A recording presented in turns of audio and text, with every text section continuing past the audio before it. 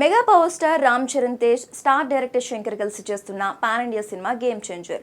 Dil Raju produce చేస్తున్న ఈ మూవీలో కియారా అద్వానీ హీరోయిన్ గా నటిస్తోంది. అయితే గేమ్ చేంజర్ నుంచి అప్డేట్స్ బయటికి రావట్లేదు, కానీ షూటింగ్ మాత్రం సైలెంట్ గా చేస్తున్నాడు డైరెక్టర్ శంకర్.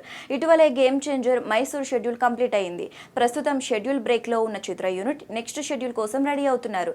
క్రిస్మస్ పండుగ అయిపోయిన మరుసటి రోజు డిసెంబర్ 26న game changer next schedule shoot చేయడానికి శంకర్ అండ్ చరణ్ రెడీ అయ్యారు.